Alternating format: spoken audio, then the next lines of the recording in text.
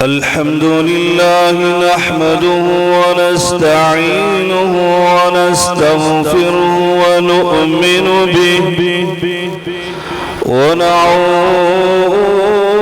بالله من شرور أنفسنا ومن سيئات أعمالنا من يهده الله فلا مضل له ومن يضلله فلا هادي له وأشهد أن لا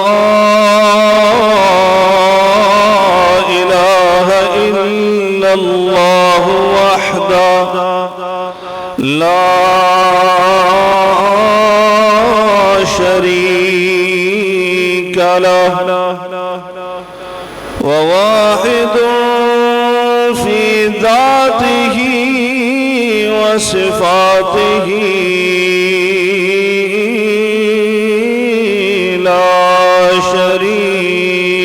له وواحد في ألوهيته ومعبوديته لا ند له وأشهد أن سيدنا وسندنا ومولانا وحبيب ربنا وشفيع ذنوبنا محمد صلى الله عليه وعلى وسلم إن الله وملائكته يصلون على النبي يا أيها الذين آمنوا صلوا عليه وسلموا تسليما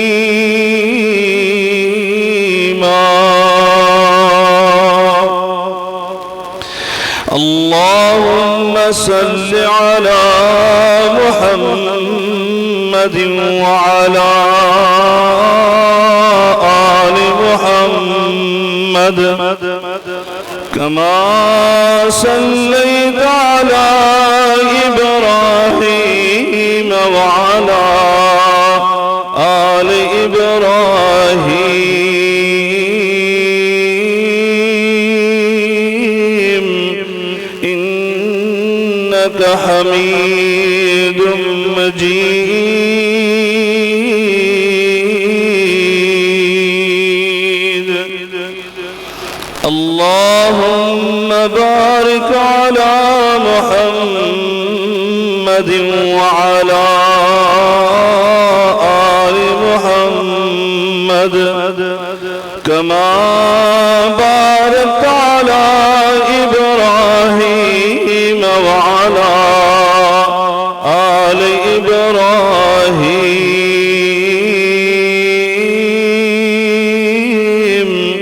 إنك حميد مجيد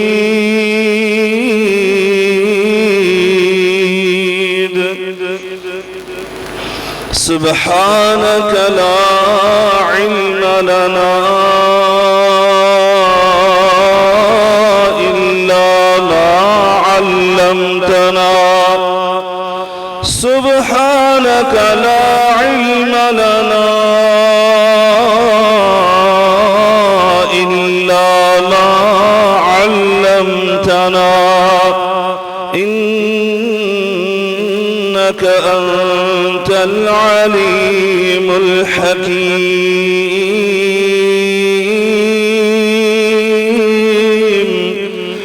رب اشرح لي صدري ويسر لي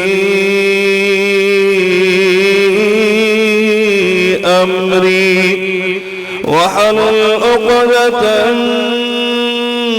من لساني يفقهوا قولي أما بعد فإن خير الحديث كتاب الله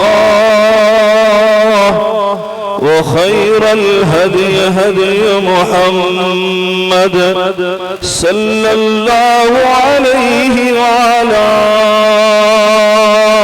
آله وسلم وشر الأمور محدثاتها وكل محدثة بدعة وكل بدعة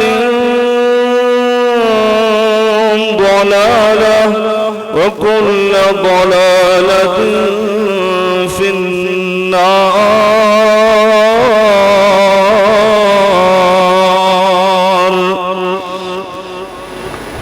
أعوذ بالله السميع العليم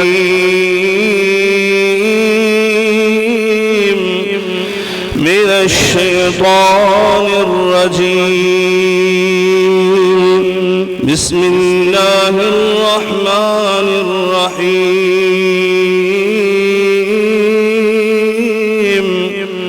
ولقد آتينا لقمان الحكمة أن اشكر لله ولقد آتينا لقمان الحكمة أن اشكر لله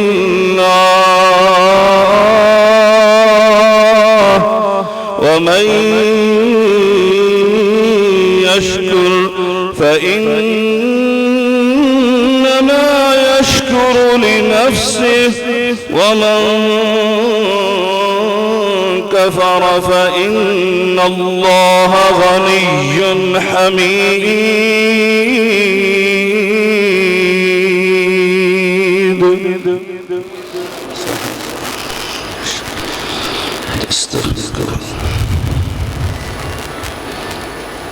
بزرگان من،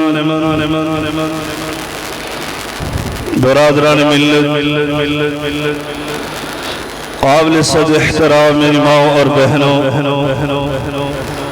ہر قسم کی حمد و ثنا، بزرگی، برتری، بڑائی، کبریائی اللہ رب العالمین کی ذات بابرکات کے لیے انگنت لا تعداد بے شمار درود و سلام سید الاولین والآخرین، امام المتقین، شفیع المذنبین، میرے اور آپ کے ہادی رہنما جناب محمد الرسول اللہ صلی اللہ علیہ وعلا آلہ وسلم کی ذات اطہر پر ہوں۔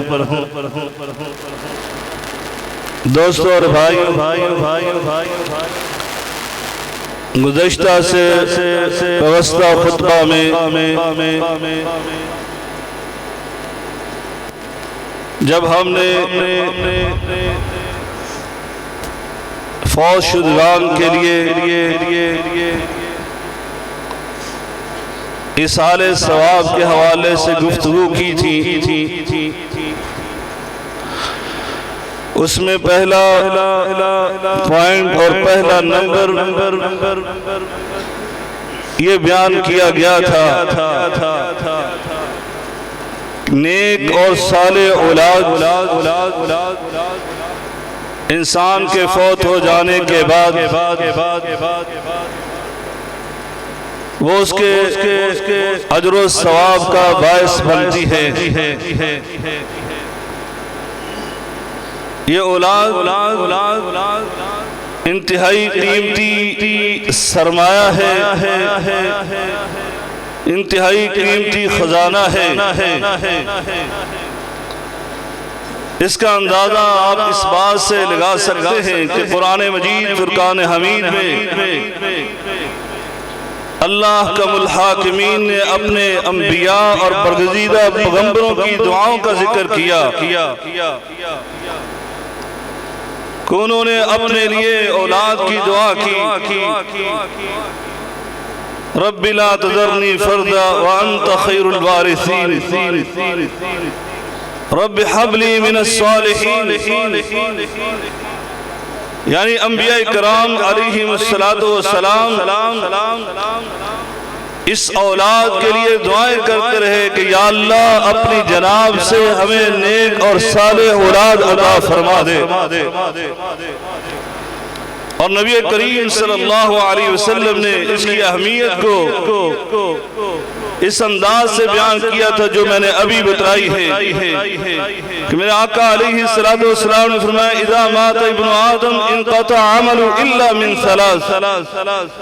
یہ انسان اس دنیا سے رخصت ہو جاتا ہے، اس کے اعمال اور اس کی نیکیوں اور اس کی حسنات کے دفاتر وہ بھی بند ہو جاتے ہیں.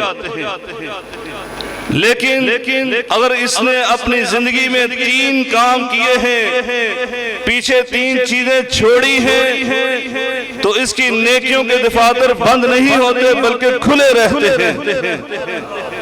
ان میں سے ایک فرمایا صدقۃ جاریہ، یعنی اس نے اپنی زندگی میں کوئی نیک اور صالح ایسا کام کیا جو صدقہ جاریہ کا سلسلہ رکھتا تھا.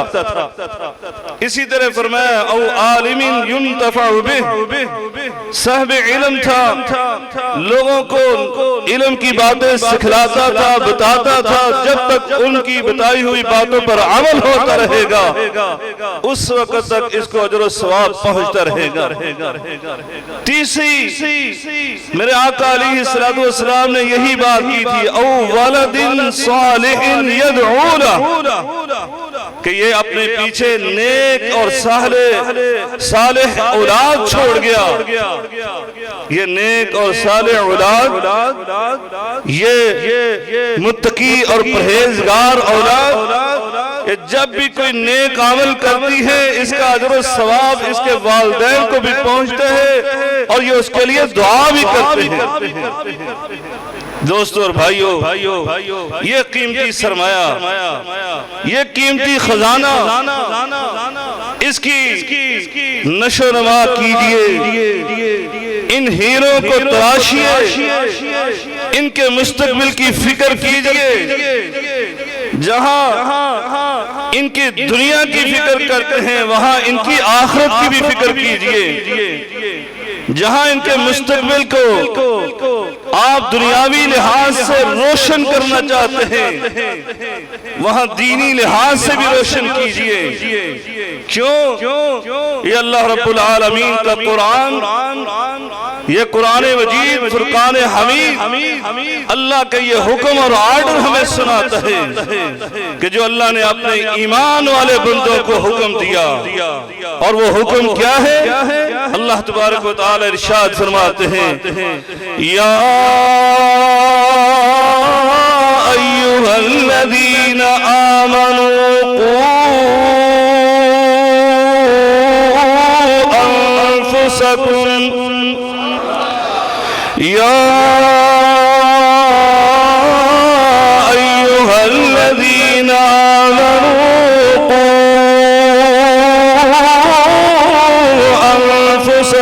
وأهليكم نارا وقودها الناس والحجارة عليها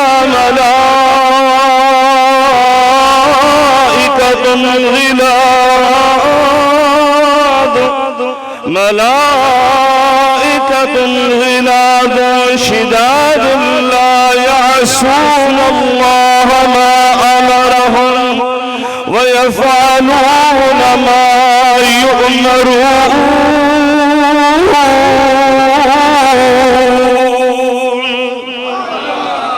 اللہ رب العالمین اپنے ایمان والے بندوں کو یہ حکم دیتے ہیں اپنی فکر کرنا ہے، اپنے آپ کو سب سے بڑی کامیابی کا حقدار اور مستحق ٹھہرانا ہے تو وہاں وَأَهْلِيكُمْ اپنے اہل و عیال کی فکر بھی کرنا ہے، ان کو بھی اپنے ساتھ کامیاب اور کامران کر کے اس سب سے بڑی کامیابی کا سرٹیفکیٹ تم نے حاصل کرنا ہے۔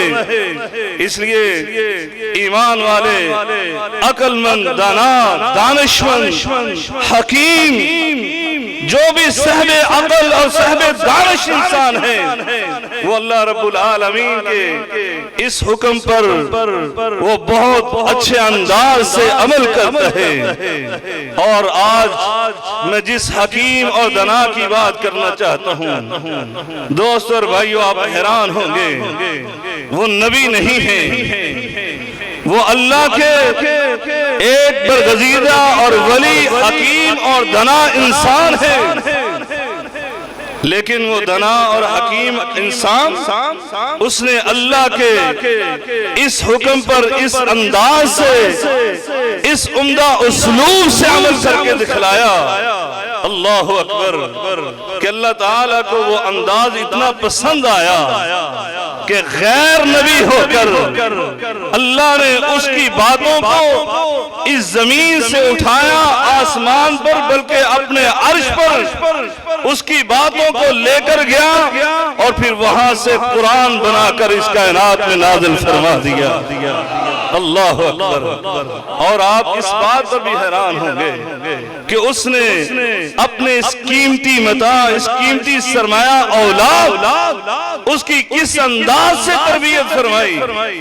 آج یقین جانے بہت سارے ساتھی ہمارے پاس آتے ہیں کہ کوئی مشورہ اچھا دیں گے، نیک مشورہ دیں گے ہماری اولاد کے مستقبل کے لیے، اور آتے اس وقت ہیں جب بیٹا میٹرک پاس کر چکا، پھر آتے شیخ صاحب، مولانا صاحب، یہ میرا بیٹا میٹرک کر چکا ہے الحمدللہ، میں اب اس کی تربیت کرنا چاہتا ہوں، میں اس کو کسی ایسے ادارے میں چھوڑنا چاہتا ہوں، اس کے بارے میں آپ مشورہ دیجئے جہاں اس کی دینی تعلیم بھی ہو اور تربیت بھی ہو۔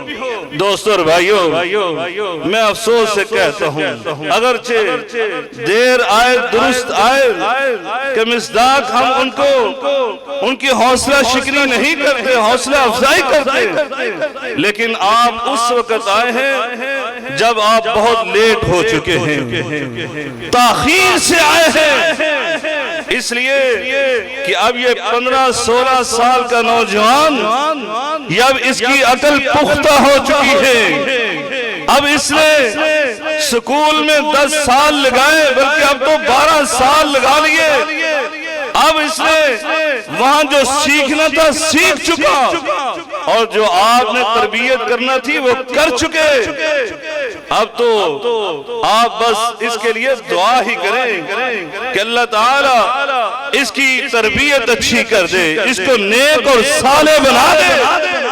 دوستو اور بھائیو، یہ حکیم اور دانا انسان، یہ حکیم لقمان، اس نے جب اپنے بیٹے کو اپنے پاس بٹھایا نا، بڑے پیارے انداز سے، اس کے بیٹے کی عمر صرف 10 برس تھی، 10 برس کا یہ بچہ اپنے پاس بٹھا کر اس نے بڑی قیمتی اس کو نصیحتیں کی۔ جیسے میں نے عرض کی ہے کہ اللہ نے ان نصیحتوں کو زمین سے اٹھا کر عرش پر لے جا کر قرآن میں بیان کر دیا۔ اللہ اکبر۔ آج ہم بھی ان نصیحتوں کو آپ کے سامنے اختصار سے بیان کرتے ہیں کہ اس بندے نے کیا نصیحتیں بیان کی تھیں کہ جو اللہ کو اتنی پسند آئیں کہ اللہ نے قرآن کے قاریوں کے لیے تا قیامت اس کو قرآن میں بنا کر نازل فرما دی۔ اللہ تعالیٰ قرآن مجید میں بیان کرتے ہیں، یہ میرا حکیم لقمان، اس نے اپنے بیٹے کو اپنے سامنے بٹھلایا اور بٹھا کر اس کو نصیحتیں کرنے لگا، اور اللہ تعالیٰ اس کا نقشہ ایسے کھینچتے ہیں۔ میں وَإِذْ قَالَ لُقْمَانُ لِابْنِهِ وَإِذْ قَالَ لُقْمَانُ لِابْنِهِ يَا بُنَيَّ وَإِذْ قَالَ لقمان لابنه وهو يعظه يا بني لا تشرك بالله إن الشرك لظلم عظيم۔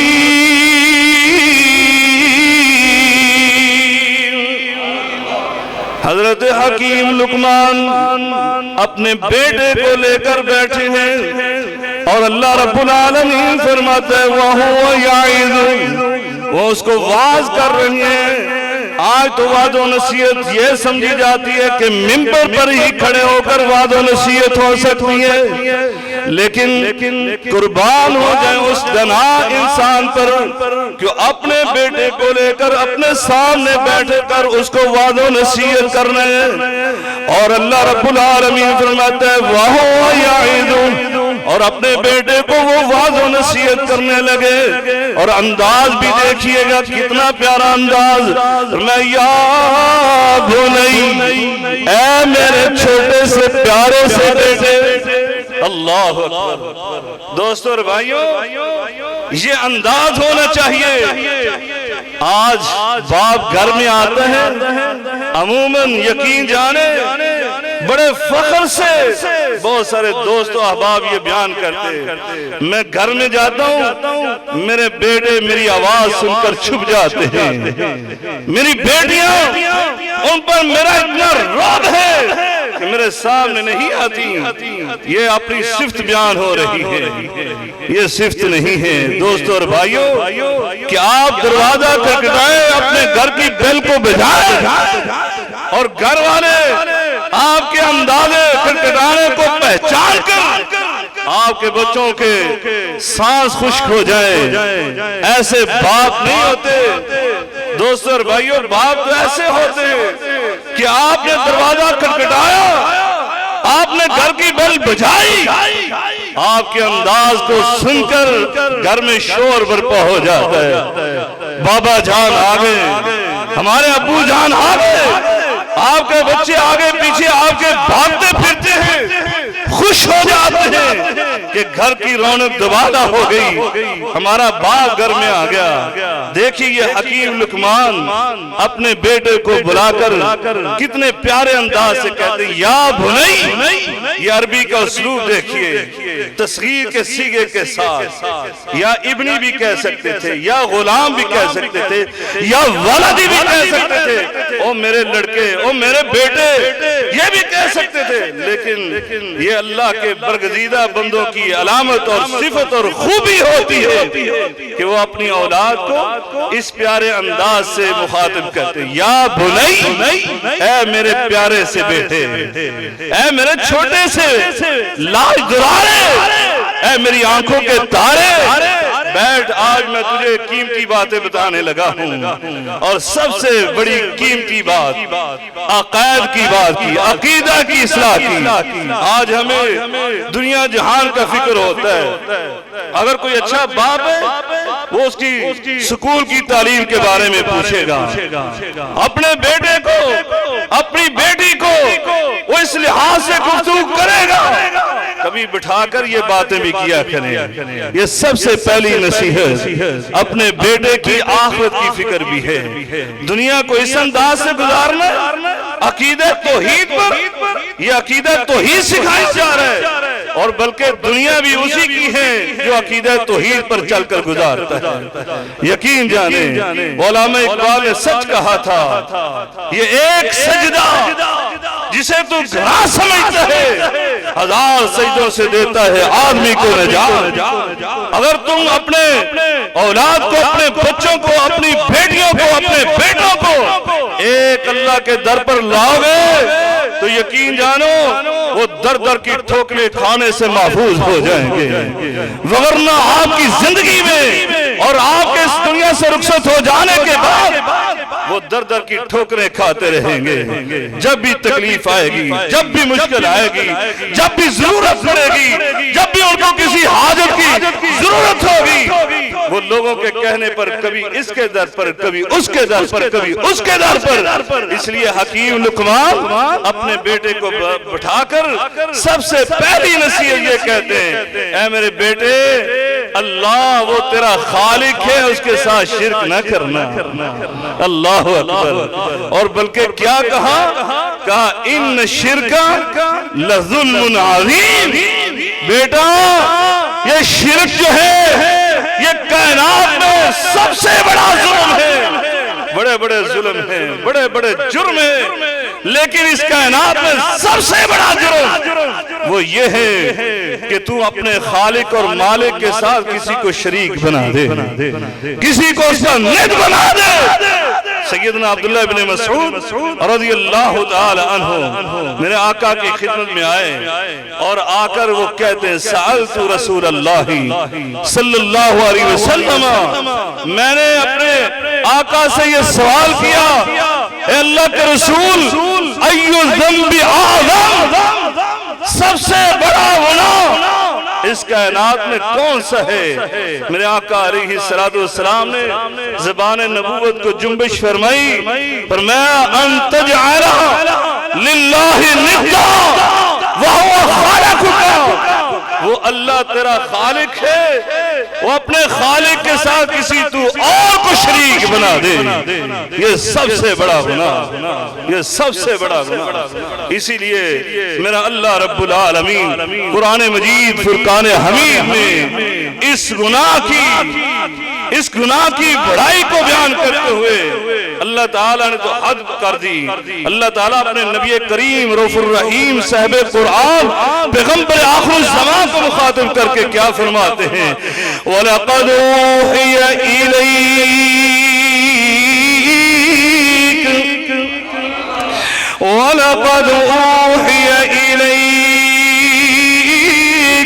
وَإِلَى الَّذِينَ مِن قَبْلِكَ لَئِنْ أَشْرَكْتَ لَيَحْبَطَنَّ عَمَلُكَ وَلَتَكُونَنَّ مِنَ الْخَاسِرِينَ.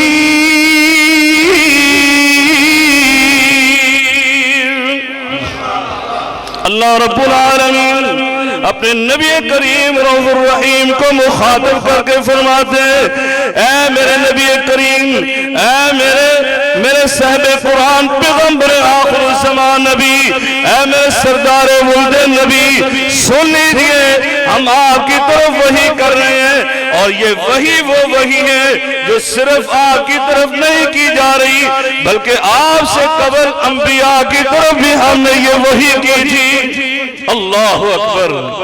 میں اس پر غور کر رہا تھا، آپ سے پہلے انبیاء کی طرف اللہ نے وحی کی تو ان کی کتابوں میں موجود ہوگی، قرآن میں بھی تلاش کرنی چاہیے. میں دیکھ رہا تھا سورۃ الاعراف میرے سامنے آئی، اللہ نے وہاں پر 18 انبیاء کا ذکر کیا، 18 انبیاء کا. اللہ اللہ. 18 انبیاء کا ذکر کرنے کے بعد اللہ رب العالمین ان کے بارے میں یہ ارشاد فرماتا ہے، فرمایا وَمِنْ آبائِهِمْ وَذُرِّيَّاتِهِمْ وَمِنْ آبائِهِمْ وَذُرِّيَّاتِهِمْ وَإِخْوَانِهِمْ وَاجْتَبَيْنَاهُمْ وَهَدَيْنَاهُمْ إِلَى صِرَاطٍ مُسْتَقِيمٍ. ذَلِكَ هُدَى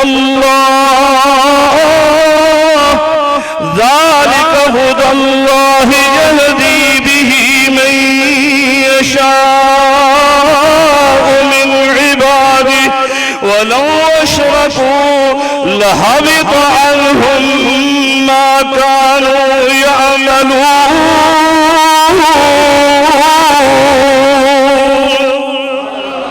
اللہ رب العالمین 18 انبیاء کا ذکر کرتے ہیں جن میں نوح نجیح اللہ بھی ہے، ابراہیم خلیل اللہ بھی ہے، اسماعیل ذبیح اللہ بھی ہے، موسیٰ کلیم اللہ بھی ہے، عیسیٰ کلمت اللہ بھی ہے، یوسف یعقوب یونس بھی ہے، اسماعیل یساع کفل بھی ان میں ہے۔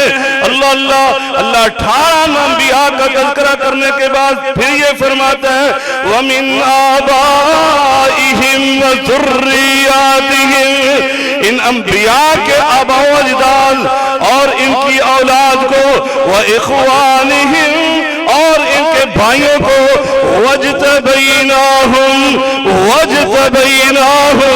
ہم نے ان کا انتخاب کر لیا نا، ہم نے ان کا چناؤ کر لیا، ہم نے پوری کائنات سے ان کو منتخب کر لیا۔ کس کے لیے؟ فرمایا ہدایت کے لیے۔ ہدایت بھی کس کے لیے؟ فرمایا صرف اپنی ذات کے لیے نہیں بلکہ دنیا کے رہنما بنانے کے لیے ہم نے ان کو منتخب کر لیا۔ فرمایا یہ اللہ کی ہی ہدایت ہے، جس پر چاہتے اپنا فضل کر دیتا ہے۔ فرمایا فضل کرنے کے بعد اللہ رب العالمین نے ان آیات کے اختتام کہاں پر کیا؟ فرمایا وَلَوْ أَشْرَكُوا لَحَبِطَ عَنْهُمْ مَا كَانُوا يَعْمَلُونَ۔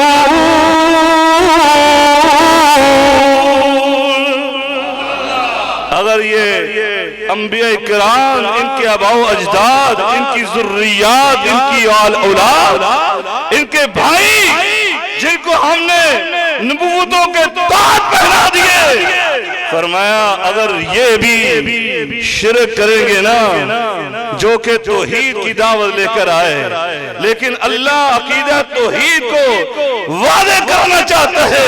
فرمایا اگر یہ عقیدہ توحید کی دعوت دینے والے اگر یہ بھی شرک کرتے، اگر یہ بھی شرک کے مرتکب ہوتے تو اللہ کیا فرماتا ہے؟ لَحَبِطَ عَنْهُمْ مَا كَانُوا يَعْمَلُونَ، جو بھی انہوں نے عمل کیے، محنت کی، جد و جہد کی، اللہ رب العالمین کو کوئی پرواہ نہیں کہ انہوں نے عقیدہ توحید کے لیے مارے کھائی ہے، پتھر کھائے ہیں، لوگوں کے تیروں سے اپنے سینے چھلنی کروائے ہیں، اللہ کو کوئی پرواہ نہیں۔ فرمایا اللہ سارے کے سارے اعمال غارت کر دے گا، اللہ تباہ و برباد کر دے گا۔ اللہ اکبر۔ دوستو اور بھائیو، یہ کون جن کی بات ہو رہی ہے؟ فرمایا انہم کانوا یسارعون فی الخیرات یدعوننا رغبا ورہبا وکانوا لنا خاشعین۔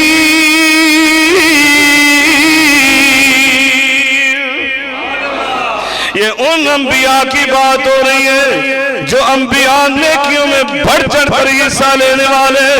اس نبی نے اس طرح محنت کی، میں اس سے بڑھ کر محنت کروں گا، میں اللہ کی توحید کا پیغام اسے بڑھ کر سناؤں گا۔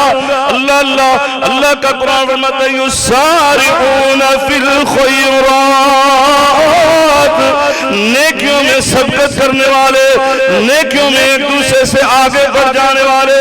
بلکہ اللہ رب العالمین نے تو یہ حد فرمائی تھی نا کہ اللہ نے ان سب کے سردار کے متعلق کہا تھا کہ ہم آپ کی طرف وحی کر رہے ہیں، اور آپ سے قبل انبیاء کی طرف بھی ہم نے وحی کی تھی۔ کیا فرمایا؟ لَإِنْ أَشْرَكْتَ لَيَحْبَطَنَّ عَمَلُكَ لَإِنْ أَشْرَكْتَ لَيَحْبَطَنَّ عَمَلُكَ وَلَتَكُونَنَّ مِنَ الْخَاسِرِينَ۔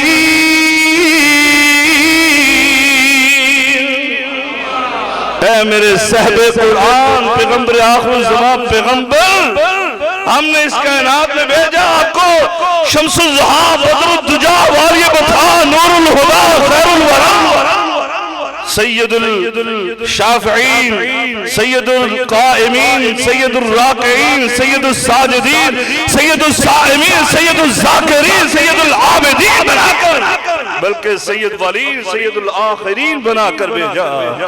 فرمایا لیکن اگر آپ بھی شرک ارتکاب کر دیں، اگر آپ نبی کریم صلی اللہ علیہ وسلم سے تصور بھی نہیں لیکن اللہ نے کیوں بیان کیا؟ اس لیے کہ لقمان حکیم اپنے بیٹے کو یہی بات واضح کر رہے تھے، بیٹا اس کائنات میں بڑے بڑے ظلم ہے، لیکن یہ ظلم ایسا ہے کہ ان الشرک لظلم عظیم، اس سے بڑا ظلم کوئی نہیں ہے کہ تو اپنے خالق کے ساتھ کسی اور کو شریک بنا دے۔ اس لیے میرے رب نے بھی فیصلہ فرما دیا، ان اللہ لا یغفر ان یشرک بہ ویغفر ما دون ذلک لمن یشاء ومن یشرک باللہ فقد افترى اثما عظیما۔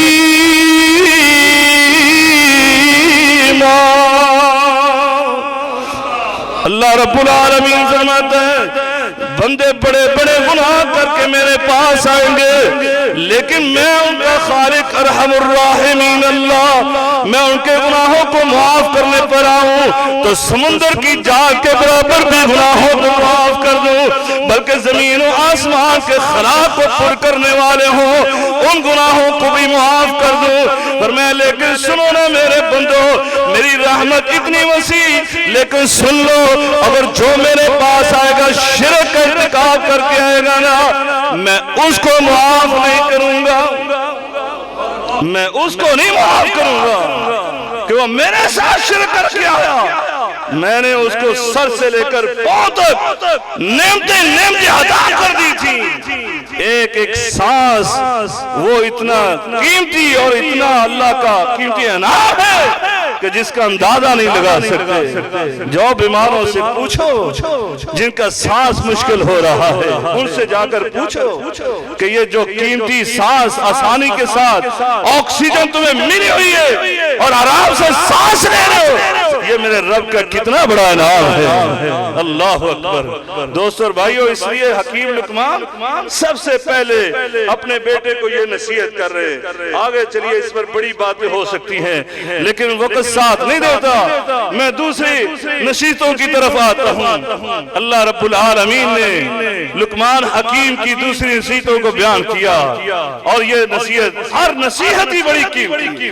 میں تو غور کر رہا تھا، یقین جانے یہ 10 خطبات ہیں، 10 خطبات جو 10 نصیحتیں لقمان حکیم نے اپنے بیٹے کو کی، ایک ایک نصیحت اس پر کئی کئی خطبات ہو سکتے ہیں، ایسی پیاری قیمتی نصیحتیں۔ انہوں نے تو ایسے کیا ہے کہ جیسے کہتے سمندر کو کوزے میں بند کر دینا۔ اللہ اکبر۔ یہ اگلی نصیحت جو میں بیان کرنے لگا ہوں، یقین جانے دوستو اور بھائیو، آج کے لحاظ سے بڑی اہم ہے۔ اپنی اولادوں کے ذہن میں یہ بات پختہ کر دیجئے عقیدہ توحید کے بعد۔ یہ نصیحت جو ابھی بیان کرنے لگا ہوں، اس کو غور سے سنیے اور اپنی اپنی اولاد کو، اپنے بیٹوں کو، اپنی بیٹیوں کو لے کر بیٹھ جائیے، کیونکہ یہ ایسی نصیحت ہے کہ جو آج کے لحاظ سے بہت ہی قیمتی ہے۔ یہ تو اگرچہ داؤد علیہ السلام کے دور میں حکیم لقمان گزرے، اس وقت انہوں نے یہ نصیحت کی تھی، لیکن آج کا دور جب آپ کے اونچے اونچے یہ گھر، یہ قصر نما، یہ قلعہ نما آپ کے گھر کی دیواریں، یہ یقین جانے ایسے ہو چکی ہیں جیسے ریت کی دیوار بھی نہیں۔ یہ آپ کے آہنی دروازے، یہ مضبوط لوہے اور لکڑی کے دروازے، یہ چکنا چور ہو چکے ہیں۔ یہ موبائل نے آپ کے گھر کی دیواروں کو مسمار کر دیا، آپ کے پردے اور چار دیواری کو ختم کر دیا ہے۔ آج آپ کو نہیں پتا آپ کا بیٹا آپ کے روم میں ہی بیٹھا اس موبائل پر کیا کیا دیکھ رہا ہے اور کیسے اس کو استعمال کر رہا ہے۔ لیکن اگر آپ نے یہ نصیحت کر دی اور اس کے دل و دماغ میں یہ بات بٹھا لی تو یقین جانے پھر آپ کی اولاد آپ کے سامنے بھی ہو، دوسرے کمرے میں بھی کیا ہو، کہیں کسی دوست کے گھر میں بھی کیوں نہ ہو، بلکہ آپ کے ملک کو چھوڑ کر کہیں کسی غیر ملک میں تعلیم کے کے سلسلے میں کیا، آپ بے فکر ہو جائیے، آپ کا بیٹا ہے، آپ کی بیٹی ہے، آپ ان کے کردار سے، ان کے ایمان سے بے فکر ہو جائیں، اللہ ان کی حفاظت فرمائے گا۔ لیکن یہ نصیحت کرنا آپ کا فرض ہے۔ حضرت لقمان حکیم نے اپنے بیٹے کو بٹھا کر کیا کہا، اسی پیارے انداز سے فرمایا، یا بنی انہا ان تک مثقال حبۃ من خردل، یا بنی انہا ان تک مثقال حبۃ من خردل، اے میرے پیارے بیٹے، اگر تم نے کوئی ذرہ پر بھی نیکی کی ہوگی یا ذرہ پر بھی کوئی برائی کی ہوگی نا، اللہ رسول کی نافرمانی کی ہوگی، میرا اللہ رب العالمین اس کے بارے میں کتنا علم رکھتا ہے۔ فرمایا فَتَكُنْ فِي صَخْرَةٍ أَوْ فِي السَّمَاوَاتِ أَوْ فِي الْأَرْضِ، اے میرے پیارے بیٹے، وہ برائی کو تو نے غار میں بھی چھپ کر کیا ہو، پہاڑوں کے اندر جا کر بھی کیوں نہ کیا ہو، فرمایا وہ تو نے نیکی کسی بڑی چٹان کے تحت جا کر بھی نہ کی ہو، فرمایا زمین کے اندر جا کر چاہے کیوں نہ کی ہو، اے میرے پیارے بیٹے سن لینا، فَتَكُنْ فِي صَخْرَةٍ أَوْ فِي السَّمَاوَاتِ أَوْ فِي الْأَرْضِ يَأْتِ بِهَا اللَّهُ إِنَّ اللَّهَ لَطِيفٌ خَبِيرٌ۔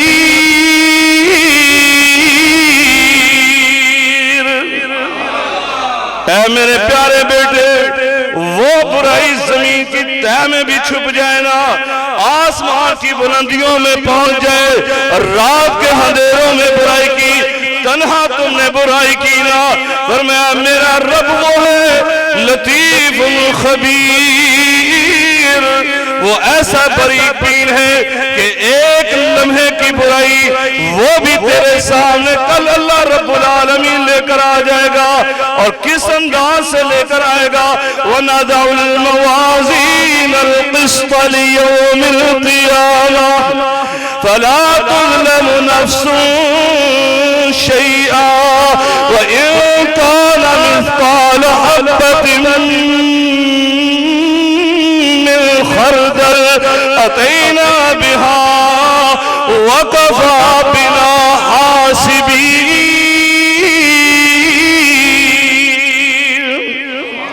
اللہ رب العالمین کل انصاف کا ترازو لگا دے گا، اور فرمایا اگر تو نے ایک ذرہ پر بھی برائی کی ہوگی، اللہ اس ترازو میں ڈالنے کے لیے وہ تیری برائی لے آئے گا۔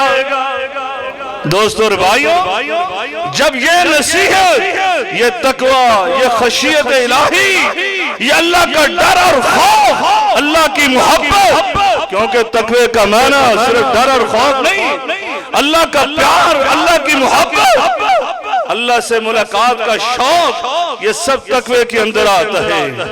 یہ تقوی کا معنی یہ ہے کہ اللہ کے محبت کے لیے کسی سارے عمل کو کیا جائے، اور اللہ کے ڈر اور خوف کی وجہ سے کسی برائی کو چھوڑ دیا جائے، یہ ہے تقوی۔ فرمایا یہ تقوی پیدا کر دو، جب یہ تقوی پیدا کر دو گے تو پھر یقین جانے کائنات کی ہر خوبی آپ کی اولاد میں آ جائے گی، ہر برائی آپ کی اولاد سے ختم ہو جائے گی۔ اللہ اکبر۔ فرمایا آگے چلو، میرے آقا علیہ السلام نے اپنے صحابہ کو بھی کہا تھا، اتق اللہ حیثما کن۔ اے میرے پیارے صحابی معاذ ابن جبل کو کہا، ابو ذر غفاری کو کہا، اے میرے صحابہ اتق اللہ حیثما کن، دنیا کے کسی کونے میں بھی تم ہو، اپنے رب سے ڈرتے رہنا، اپنے رب کا تقوی اختیار کرنا، دن کے اجالوں میں ہو تب بھی، رات کی تنہائیوں میں ہو تو تب بھی، اپنے دوستوں کے جلوے میں ہے تب بھی، صحرا میں تنہا تو تب بھی، اللہ کا تقوی اپنے اندر پیدا کر لینا، کیونکہ یہ تقوی آ گیا تو یقین جانے آپ کی زندگی سنور گئی۔ اس لیے اپنے بیٹے کو یہ تقوی کی نصیحت فرما رہے ہیں۔ اس کے بعد کیا کہا؟ اللہ اکبر، اپنے بیٹے کو پھر پیارے انداز سے مخاطب کیا، یا بنی اقم الصلاۃ، یا بنی اقم الصلاۃ وامر بالمعروف وانہی عن المنکر واصبر علی ما اصابک ان ذلک من عزم الامور۔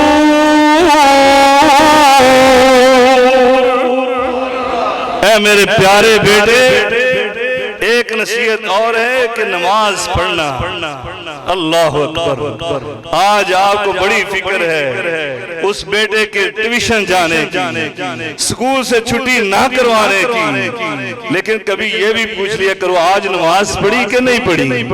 نماز کی بھی فکر کریں، اپنے بچوں کو بھی کہیں میرے بھائیوں یہ نماز بڑی اہم ہے، صرف خود نہ پڑھو اپنے بچوں کو بھی پڑھاؤ۔ یہ دنیا کی جدائی ہے نا، یہ انسان سے برداشت نہیں ہوتی۔ اولاد سے تھوڑے دن دور آپ رہ جائیں آپ اداس ہو جاتے ہیں، آپ کا دل فوراً چاہتا ہے اپنے گھر پہنچ جائیں، اپنی اولاد سے جا کر ملیں، اپنے پیارے بچوں سے ان کو گلے سے لگائیں، اپنے سینے کو ٹھنڈا کریں۔ دوستو اور بھائیو، کل قیامت کا دن ہوگا، اللہ رب العالمین قرآن مجید میں فرماتا ہے فی جنات یتساءلون عن المجرمین ما سلککم فی سقر قالوا لم نک من المصلین۔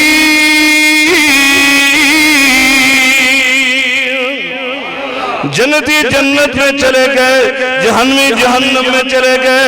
جنتی ایک دن اللہ سے گزارش کرتے ہیں یا اللہ ہمارا فلاں عزیز، ہمارا فلاں دوست، ہمارا فلاں پڑوسی وہ ہمیں نظر نہیں آ رہا، اے اللہ ہمیں ان سے ملاقات کرنا ہے۔ اللہ سارے پردے ہٹا دے گا، پھر میں آؤں نا اپنے عزیزوں کا انجام دیکھ لو، اپنے پڑوسیوں کا انجام دیکھ لو نا، پھر میں وہ آگ میں جل رہے ہوں گے۔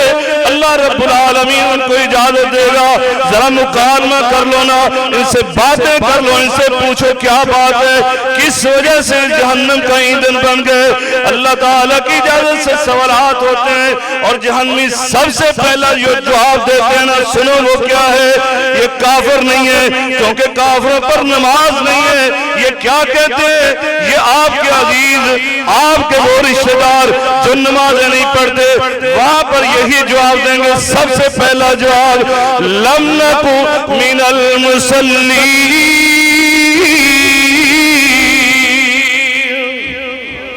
ہائے افسوس ہم نماز نہیں پڑھتے، نمازیں نہیں پڑھتے تھے۔ اس لیے دوستو اور بھائیوں اپنی اولاد کی فکر کیجئے، وَأَهْلِيكُمْ نَارًا، اپنے اہل و عیال کو بھی اس آگ سے بچائیے۔ نماز کا حکم دیجئے، میرے آقا علیہ السلام نے فرمایا مُرُّوا صِبْيَانَكُمْ، اپنے بچوں کو نماز پڑھنے کا حکم دو۔ کب؟ جب وہ بڑے ہو جائے۔ کہتے ہیں نا بڑے وقت پڑھا ہوا جی، یہ بڑے ہو کر خود ہی پڑھ لیں گے، ہمیں دیکھ دیکھ کر پڑھ لیں گے۔ نہیں، میرے آقا نے اگر دیکھ کر پڑھنا ہوتا میرے آقا کبھی یہ سیگے نہ بیان کرتے۔ مُرُّوا صِبْيَانَكُمْ، اپنے بچوں کو حکم دو نماز پڑھنے کا۔ کب؟ جب وہ 7 سال کا ہو جائے۔ جب 7 سال کا ہو گیا اس کو نماز پڑھنے کی تلقین کرو، پیار سے، محبت سے تحفہ اور گفٹ لے کر دو۔ اس کے لیے ویکلی کوئی انعام رکھ لو، اس طرح کے کام کرو تاکہ ترغیب ہو، شوق ہو۔ فرمایا اور پھر ان کو اس نماز کی وجہ سے مارنا ہے۔ اللہ وَاضْرِبُوهُمْ، اس نماز کو ترک کرنے پر ان کو مارنے کون کہہ رہے؟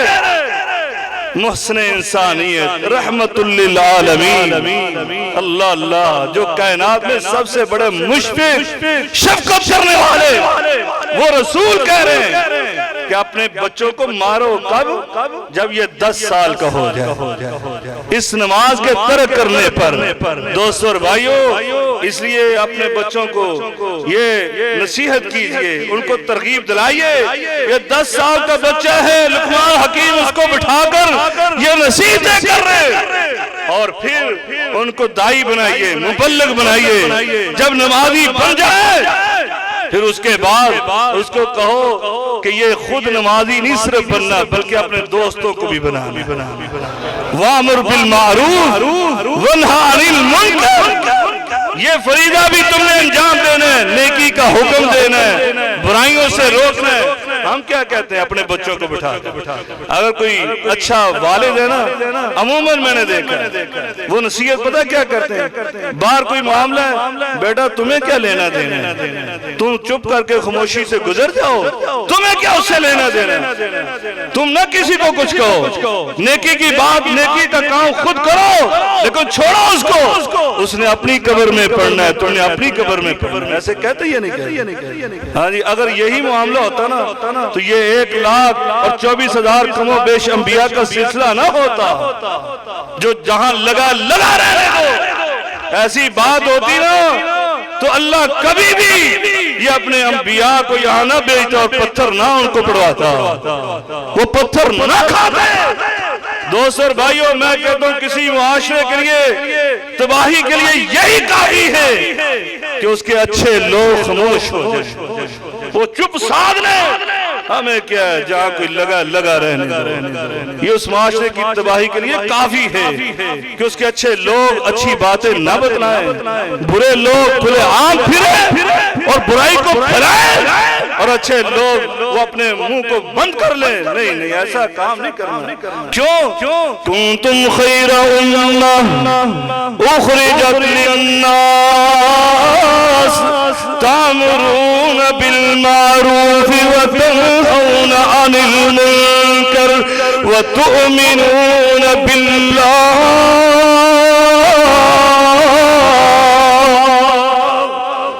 تم بہترین امت کے افراد ہو، اور فرمایا تمہیں تو لوگوں کے لیے نکالا گیا۔ کیا لوگوں کے لیے نکالا گیا؟ ہم نے لوگوں کی صرف یہ خدمت کرنی ہے کہ ان کے لیے روڈ بنا دیے، سڑکیں بنا دو، ان کے گھر کے کام کاج کر دو، نہیں یہ کام بھی کرو۔ لیکن اللہ رب العالمین فرماتا ہے تمہیں لوگوں کے لیے ہم نے پیدا کیا، تو کس مقصد کے لیے؟ فرمایا تأمرون بالمعروف وَتَنْهَوْنَ عَنِ الْمُنْكَرِ، تمہارے اس دنیا میں لانے کا مقصد یہ ہے کہ تم نیکی کا حکم دو اور برائیوں سے لوگوں کو روکو۔ اور میں یہ کام کرنا ہے۔ اے میرے پیارے بیٹے، تم نے بھی خود پہلے نیک بننا ہے، نمازی بننا ہے، پھر اس کے بعد یہ دین کی باتیں، یہ اچھائی اور بھلائی کی، خیر اور بھلائی کی باتیں یہ دوسروں تک پہنچانی ہے اور ان کو برائیوں سے روکنا ہے۔ اور پھر تیسری نصیحت یہاں اس آیت میں یہ بیان کی، کیا کہا؟ وَاصْبِرْ عَلَىٰ مَا أَصَابَكَ۔ اے میرے بیٹے، یہ کام آسان نہیں ہے، مشکلات تو آئیں گی نا۔ جیسے میں نے ابھی کہا، ہم اپنے بیٹوں کو اور چھوڑو، تمہیں کیا اس سے لینا دینا، یہ مشکل نہ آتی اگر تم نے اس کو نہ کہا ہوتا۔ کہا یہ آسان کام نہیں ہے، یہ تم نے کیا سمجھا کہ نیکی کا حکم دینا، برائیوں سے روکنا یہ پھولوں کی سیج ہے؟ میں نہیں، اس میں تو تکالیف آتی ہیں، مشکلات کا سامنا کرنا پڑتا ہے۔ اس لیے فرمایا میرے بیٹے، اس راستے میں جب تکالیف آئیں گی، جب لوگ تجھے برا بھلا کہیں گے، جب تیرے ساتھ کوئی ایسی عذاب اور تکلیف کا کام کریں گے، تو تم نے کیا کرنا ہے؟ وَاصْبِرْ، تم نے صبر کرنا ہے۔ اللہ اکبر، اپنے بیٹے کو صبر کا یہ سبق دیا جا رہا ہے۔ اور پھر ساتھ میں اِنَّ ذَلِكَ مِنْ عَزْمِ الْأُمُورِ، یہ بڑے بڑے معاملات یہ عام لوگوں کا کام نہیں ہے۔ یہ صاحب ہمت، صاحب عزت و حوصلہ کرنے والے لوگوں کا کام ہے، صاحب عزم لوگوں کا کام ہے، یہ عام لوگوں کا کام نہیں ہے۔ اس لیے اللہ رب العالمین قرآن مجید میں ان معاملات کو بیان کرتے ہوئے فرماتا ہے کامیاب تو یہی انسان ہے نا۔ یہ دنیاوی لحاظ سے تکالیف مشکلات کا سامنا ہے اس کو، لیکن اللہ قسم اٹھا کر فرماتا ہے کامیاب بھی یہی لوگ ہیں۔ فرمایا بسم اللہ الرحمن الرحیم والعصر ان الانسان لفی خسر الا الذین آمنوا وعملوا الصالحات وتواصوا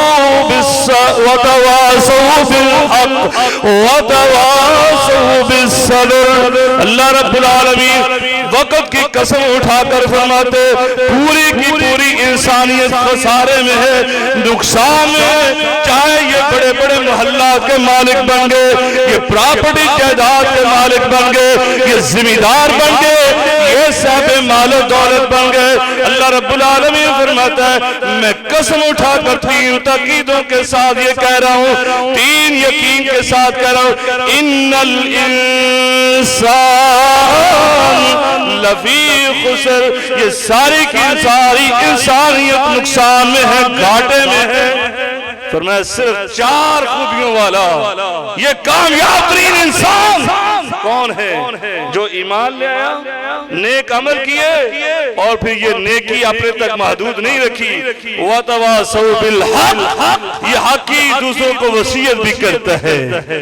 پھر فرمایا یہ حق کے راستے پر چلنا یہ آسان نہیں، تکالیف آئیں گی، یہ ان پر صبر کرتا ہے، وَتَوَاصَوْا بِالصَّبْرِ۔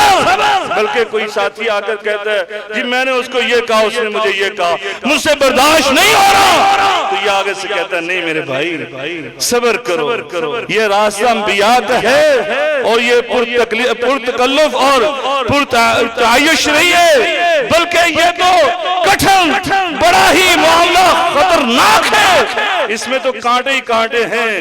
فرمایا اس میں پھول نہیں بچھے ہوں گے، اس لیے وہ اس کو صبر کی تلقین کرتا ہے، صبر کرو کامیاب ہو جاؤ گے۔ آگے چلیے، پھر کہا اے میرے پیارے بیٹے سن، یہ سارے کام کرنا ہے، اور یہ بھی میں تجھے کہوں داعی بننے کے لیے یہ ضروری ہے، دعوت دینے کے لیے کہ اپنے اخلاق کو بھی بلند کرنا ہے۔ کیا فرمایا؟ اگلی آیات میں یہ نصیحت فرمائی وَلَا تُسَعِرْ خَدَّكَ لِلنَّاسِ وَلَا تَمْشِ فِي الْأَرْضِ مَرَحًا۔ اے میرے پیارے بیٹے لوگوں سے تکبر کر کے نہیں گزرنا، لوگوں کو حقیر نہیں سمجھنا، اور لوگوں کے سامنے غرور نہیں کرنا، فخر نہیں کرنا۔ اگر تم نے یہ اس راستے پر چلے ہو، یہ نیکی کے راستے کی طرف دعوت دیتے ہو، یہ اللہ کا فضل ہے، یہ اللہ کا انعام ہے، یہ نیکی کرتے ہو یہ تیرے اللہ کا فضل ہے۔ اب یہ نہیں سمجھنا یہ تو گناہگار ہے، یہ تو سیاہکار ہے، یہ تو خطاکار ہے، اور اسے تو منہ ہی موڑ لے، اس سے سلام کرنے کا روادار ہی نہ ہو۔ کہا نہیں ایسے نہیں کرنا، بلکہ اخلاق کے ساتھ پیش آنا، لوگوں کے ساتھ غرور اور تکبر کا معاملہ نہیں کرنا، فخر کا معاملہ نہیں کرنا۔ کیوں؟ اللہ رب العالمین نے خود قرآن مجید فرقان حمید میں یہ ارشاد فرمایا وَلَا تَمْشِ فِي الْأَرْضِ مَرَحًا إِنَّكَ لَن تَخْرِقَ الْأَرْضَ وَلَن تَبْلُغَ الْجِبَالَ طُولًا۔ فرمایا میرے بندو ریاست کے اصول دیتے ہوئے سورۃ الاسراء میں اللہ فرماتا ہے او اسلامی ریاست کے انسانوں سنو، تم نے فخر اور غرور نہیں کرنا، زمین پر اکڑ کر نہیں چلنا۔ فرمایا اگر تمہیں اللہ نے صاحب قوت بنا دیا، صاحب سلطہ بنا دیا، تمہیں اللہ نے کوئی حکومت کا منصب عطا کر دیا، تو فرمایا یہ اللہ کا فضل ہے، کیوں فرمایا یہ قوت آنے کے بعد، یہ منصب ملنے کے بعد، یہ عزت اور عظمت بلندی اور رفعت ملنے کے بعد تمہارے اندر کوئی انفرادیت پیدا نہیں ہو گئی کہ تمہارے اندر اتنی قوت آ چکی ہے، سینہ تان کر چلتے ہو، لن تخرق الارض، فرمایا یہ نہیں ہو سکتا کہ تو زمین کو ٹھوکر مارے اور اس کو تم پھاڑ کر اس زمین کو دو ٹکڑے کر دو، ولن تبلغ الجبال طولا، تو جتنا مرضی سینہ پھیلائے، گردن کو اکڑائے، اس گردن میں سریا ڈالے، فرمایا تو پہاڑوں کی بلندیوں کو بھی نہیں پہنچ سکتا، جتنا اللہ نے تیرا قد رکھا ہے اتنا ہی ہوگا، تو اس سے اونچا نہیں ہو سکتا، تو اللہ کا شکر ادا کر، بلکہ یہ اتنا بڑا گناہ ہے۔ میرے آقا علیہ السلام نے فرمایا بِحَسْبِ امْرِئٍ مِّنَ الشَّرِّ أَن يَحْقِرَ أَخَاهُ الْمُسْلِمَ، مسلمان سن لے، تو نمازی بھی ہے، تو حاجی بھی ہے، تو سخی بھی ہے، تو روزے دار بھی ہے، تو حاجی بھی ہے، تو سب کچھ ہے، اگر تیرے دل میں اپنے مسلمان بھائی کے بارے میں حقارت ہے تو میرے آقا علیہ السلام کی صحیح حدیث کے الفاظ فرمایا بِحَسْبِ امْرِئٍ مِّنَ الشَّرِّ، ایک انسان کی تباہی کے لیے اتنا ہی کافی ہے کہ وہ اپنے بھائی کو حقیر سمجھتا ہے، اس لیے کسی کو حقیر نہ سمجھو۔ اس لیے اگلی نصیحتیں بھی بڑی پیاری فرمائی، وَقْصِدْ فِي مَشِيِّكَ وَاغْضُضْ مِنْ صَوْتِكَ، اے میرے پیارے بیٹے تم نے چلنا ہے تو میانہ روی کے ساتھ، یہ بھی نہ سمجھنا کہ میں نے تجھے اکڑ کر چلنے سے منع کیا ہے تو اب بیماروں کی طرح چلے گا، ایسے بھی نہیں، بلکہ فرمایا میانہ روی کے ساتھ، اور پھر اپنی آواز کو گفتگو کرتے ہوئے پس رکھنا، آہستہ کے ساتھ، بہت بلند آواز سے گفتگو نہ کرنا۔ یہ خطبہ جمعے کے حوالے سے نہ سمجھ لینا کوئی میرے اوپر فتوہ لگا دے، خود تو بڑے اونچی اونچی آواز میں بخاری صاحب بول رہے تھے۔ میرے آقا کے بارے میں آتا ہے الحمدللہ ہمارا سٹیج ایسا ہے جہاں سے نبی کی سنت کے مطابق ہی کام ہوتا ہے۔ میرے آقا کے بارے میں صحابہ بیان کرتے، میرے آقا جب خطبہ دیتے تھے نا احمرت عیناہ، اللہ اللہ، میرے آقا کی آنکھیں سرخ ہو جاتی تھی، میرے آقا کا چہرہ سرخ ہو جاتا تھا، اور میرے آقا اس طرح گفتگو کرتے کانہم منذر الجیش، فرمایا جیسے میدان قتال میں کھڑے ہوتے ہیں، اپنے صحابہ کو جیسے دشمنوں سے ڈرا رہے ہوتے، سامنے تمہارا دشمن آ گیا، جیسے جشیلے انداز سے وہاں سپہ سالار گفتگو کرتے، میرے آقا اسی طرح منبر رسول پر کھڑے ہو کر گفتگو فرمایا کرتے۔ لیکن یہ عام گفتگو میں، عام وقت جب آپ گفتگو کریں تو آرام سے آہستہ ان سے پیار سے بات کریں، یہ حضرت لقمان حکیم نے اپنے بیٹے کو نصیحتیں کی۔ اللہ تعالیٰ سے دعا کہ اللہ تعالیٰ ہمیں بھی ان پر عمل کرنے کی توفیق نصیب فرمائے۔ وآخر دعوانا الحمدللہ۔